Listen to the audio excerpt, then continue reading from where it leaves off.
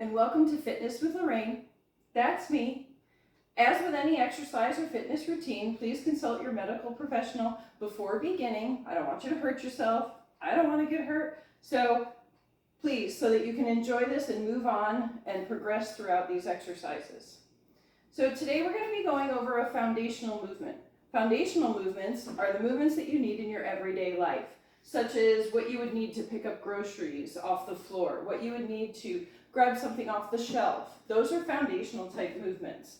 Today's foundational movement is going to be a hinge movement, and we are going to be hinging at our hips. A good exercise to work this is a deadlift. Now, because I don't have any dumbbells or barbells at home, I'm going to be using a resistance band. Resistance bands, these are TheraBands. They're good for physical therapy. You may have some in your home.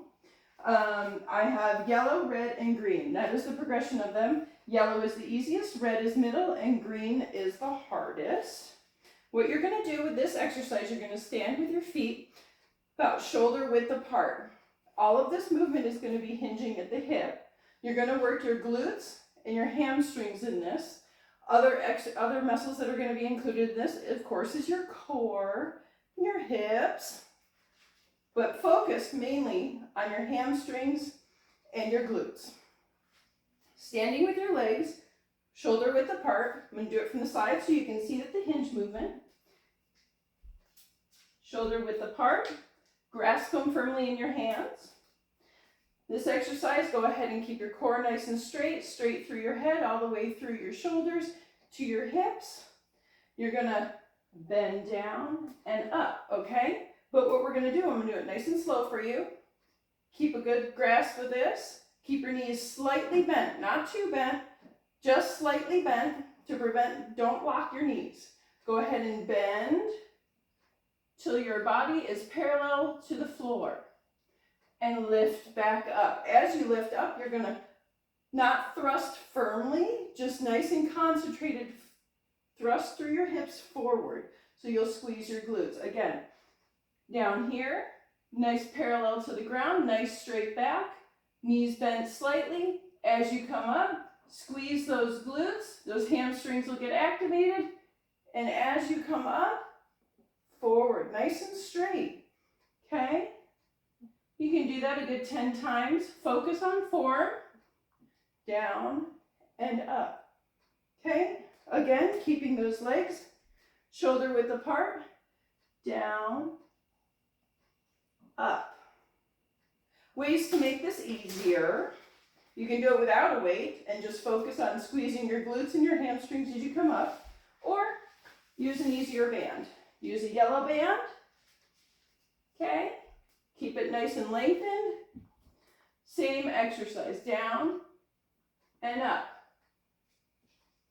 A little tighter if you need it for height, down and back up. Ways to make this a little harder. You can use the green band, or you can double up on your bands and use more bands. The green band simulates using a heavier weight, as if you were using a dumbbell. You can do that, or wrap it around your hands a few times. Again, wide, shoulder width apart, nice and straight, nice firm back, down and up, down and up, down. You leave them down there and come back up. Now, this is just an example of a hinge movement. We worked on our hips for that hinge. That's the easiest one to demonstrate. As with any exercise, if you're going to exercise, you want to make sure you do a good warm-up. This was just an example of one exercise, but if you wanted to include that in your exercise routine, you would do a good warm-up, get your legs all warmed up.